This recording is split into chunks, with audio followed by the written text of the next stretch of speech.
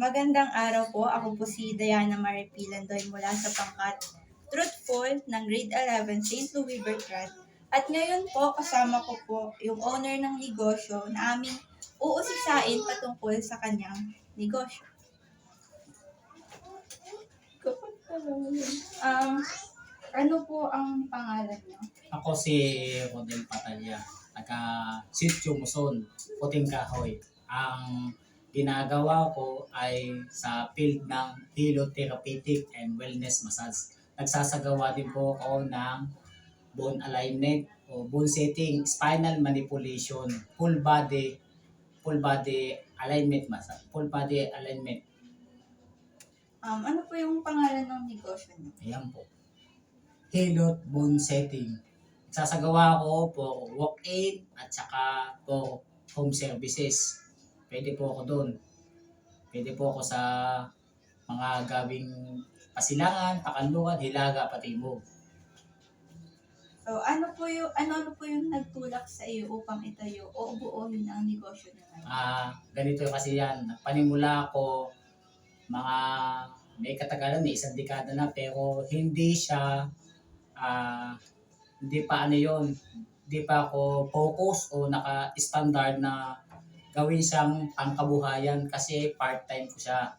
Noong 2011, tumatanggap na ako ng mga kliyente, pasyente, pero noong panahon yun, hindi pa naman siya talagang masasabi kong isinasama ko siya sa pinagkakakitaan ko, bali parang part-time ko lang siya. Netong 2023, nagdesisyon ako kumuha ng mga certification. Unang-unang itong Health Wellness Massage ng TESDA. Tapos sinundan itong nakaraang taon, ito naman sa Auriculo Chiropractic Bone Setting. Kinuha ko po yan dito sa may, anong pangalan lugar pa nito? Dito sa may Amadeo. Yun po yun. So, bakit po ganitong klase ng negosyo ang naisipan niyo? Magandang tanong yan. Kasi dati, nung bata pa ako, ang tatay ko kasi nagsasagawa din ng Helotherapeutic Wellness Massage. Kaya nagtulak din sa akin na pagkaroon din ng interest na maganda nga din pala yun at saka nakaka-influence din tatay ko. Pero ang pangarap ko talaga dati, maging doktor.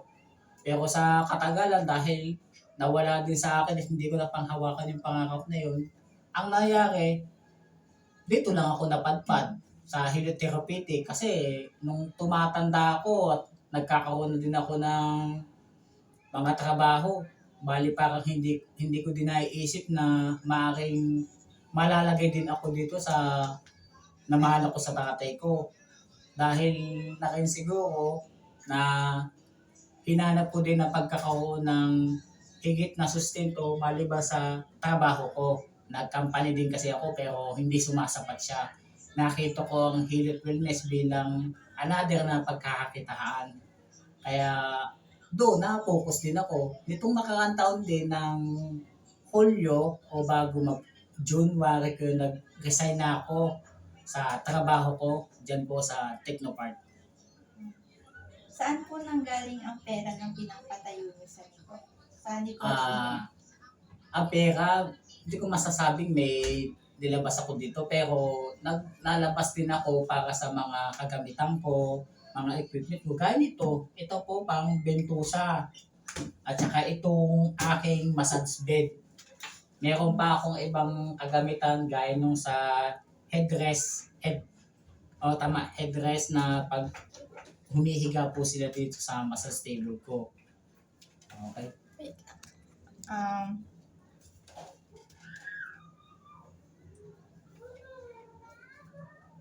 At magkano po yung naging puhunan niyo para simulan ang negosyo niyo? Puhunan? Ayun na nga, kasama na yun sa naging kasagutan ko sa una mong tanong do sa presyo. Bale, siguro kung naglabas man ako para itayo man ito, siguro sa mga dagdag na lang na mga kagamitan pa at saka siguro sa mga certification. Halimbawa, pagkuha ng mga certification, naglalabas din nila ng konti man lang kapital pero ang kagandahan nito, masasabing legit ang mga kliyente, pasyente na makakita kasi nag-post din ako sa mga pages gaya ng San Lorenzo pages dyan po sa may Silangan at dito sa may Pakanluran marami din dyan sa Patimog, Hilaga na malapit din lang sa kung gugustuhin nila na magpunta sa pwesto ko na ang address sa Google Map ko ay Hilot Hilot Hilot at Palagotok Chiropractic Method. Yun po ang pinun. Nung kakasimula pa lamang po ng inyong negosyo, ano-ano pong naranasan niyo ng mga challenges at struggles at paano niyo po ito hinarap? Madami yan. Unang-una dito yung mga sa kliyente ko. Tulad na lang ng mga iba-ibang mga suliranin gaya ng mga knee pain na hindi naman tayo parang may x-ray vision na makikita kung ano talaga yung cause niyan. Nagbabase lang tayo sa kung ano yung historical background kung bakit namuo yung sakit at saka pinapakonsulta sa akin. Gaya na lang ng nagkakaroon tayo ng karagdagang kaalaman pa mula nung nakakuha ko ng certification nan, nag-aaral din tayo niyan para sa dagdag na modality. Ngayon, naalalaman ko din mga kasi iba-iba pala tulad na lang mga may arthritis o kaya na may nagkakaroon ng tendon tear, pagkaputol ng mga litid sa tuhod, iba-iba pa, mga Baker cyst, at iba-iba pa mga cause, mga pinched nerve. Madami pa yun, katulad pa ng mga reklamo sa mga kliyente ko. Iba-iba din yun, sa akin, may mga tawag sa akin, may mga chat. Tapos bakit ganun? Ang kagandahan din naman, may mga maganda din naman mga comment. At saka ipinopost din nila yung mga ginagawa ko, nakikita din sa FB ko, at saka sa mga pinopost ko sa mga pages kung saan sila nakalocate. Ang kagandahan din noon, kahit hindi ko nakausap yung pupuntang kliyente sa akin, ang kaganoon, nagugulat ako kasi walk-in sila, nakikita nila yung pin na nakapost sa Google Map. At nagpapasalamat din ako sa mga kliyente din na nagpapabalik-balik, mga regular kong kliyente. At yung iba, nagpapaservice na lang. Ganun. Magkano po ang inaabot ng kita niyo sa isang buwan? Sa isang buwan, iba-iba yan eh. Pwedeng mababa, pwedeng mataas. Ganito na lang pagbasehan natin kung ikaw na lang gumawa ng kwenta mamaya. Kasi, sa isang buwan kasi, ang hulugan ko sa bahay, 4,000. Tapos sa mga pagkain, pagpalagay na natin, mga pagkain, 4 na linggo sa isang buwan. Siguro nagastos ako niyan mga 2,000 o 2,500. Tapos noon, sa iba pang mga miscellaneous, minsan nawawalan siya ng gas. Diba? So, kasama na din sa mga tubig o mga kuryente. Basta yun na 2,500. Tapos plus yung 4K. Pagpalagay na natin na napalo din sa mga 11. Napagkakasya ko din naman yan. Ngayon kasi, maano ko siya, matutukoy ko na siya kasi nagkaroon din ako ng problema sa Facebook. Nagkaroon ako ng tawag dito, violation sa mga napopost ko na against pala sa mga pages na bawal pala yung mga ganun. Problema, may nudity, may post akong ganun na hindi pala pwede sa mga lalaki kahit lalaki na kita pala yung mga navel, di ba? O mga utong ng lalaki, hindi pala po yun. Kahit pala lalaki, hindi pala pwede yun. Hindi lang pala sa babae. Kaya doon ako nagkaroon ng violation. Ngayon, kahit naka-violation ako sa Facebook, dahil nakisiguro nagpo-focus din ako sa home services, ang kagandahan din kahit pagod ako, at least nahihit ko din sa isang, may dilihensya ako. Nung kanina, may dilihensya din naman ako. Ngayon, nakuha ako na may dilihensya ako. Nung pumasok ko itong January, doon ko sinubukan na full-time na ako home services. Ganun.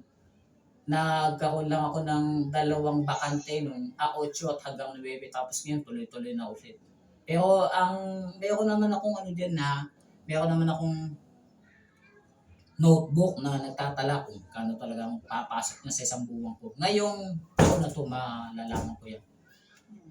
Sa tingin niyo po, ano yung kakaiba sa negosyo niyo na wala sa iba? Ang kagandahan nito kasi kung sa Hilot Wellness, masasabi ko kulang kasi kung hilot lang. Ang bone setting kasi malaki ang saklaw na yun eh. Pwede siyang kung therapeutic. Para na siyang chiropractors. Ang pinagkaiba lang sa amin, bone setting, nag-aaral din kami ng spinal manipulation pero kulang. Ang doktor kasi, licensed doctor yan, matagal nag-aral, inaral talaga yun sa tawag dito, general anatomy, mga pathology, mga pinagmulan ng mga sakit, bago pa magkaroon ng license yan, at saka ang doktor chiropractor, meron siya talaga mga aparato na makikita, madidetect kung alin yung mga meron nagkaroon ng problema sa spinal, kung anong kailangang i-align, hindi yung mga sabon setting na kulang pa. So, ano po, ito po yung pinakalas. Ano-ano ang mga tips na maaari mong ibahagi para sa mga gustong magsimula ng negosyo? Ang mapapayo ko lang dyan ay mahalin. Mahalin kung ano yung papasukin mong trabaho o gagawin mong negosyo. Kailangan maging passion mo yan. Kasi kung hindi mo hindi mo papahalagahan yan, magkaroon ka lang ng problema dyan, mag-iiba ka eh. Pwede mo siyang bitawan, pwede kang mag-iba ulit ng direksyon, ay mahina pala doon.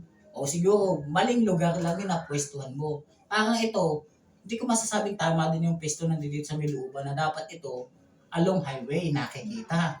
At nakikita ko din naman na may kakulangan din ako na dapat talaga nasa may labas to. Kaya ang ginagawa ko, pagpasensyahan mo na pagka ako nagkaroon ng pera, ilalabas ko naman to para visual, kahit hindi ako magpo-post sa mga nadaan along highway na, meron pala doon. Pwede to, ito yung nakikita ko sa TV, mga hilot pala ko to. Oh. Halimbawa, may mga lumbar pain na iba-ibang cause niya, may mga herniated disc bulge, slip disc, gaya na lang ng neck stiffness sa mga pinch nerve, lalo sa mga siko o dito, nagkakaroon ng mga dislocation, anterior posterior dislocation, twisted kneecap, ankle foot dislocation, madami yan. Kung sa mga over fatigue, madami akong mga nagiging kliyente niyan. Halimbawa, yung mga over fatigue, sobrang sakit ng katawan, nakakalagnat niyan. Tawag na dyan na myofascial pain syndrome o kaya fibromyalgia. Nagagawa naman ng procedure dyan. Lalo na yung mga may common headache. Okay? Salamat po. Oh, salamat din.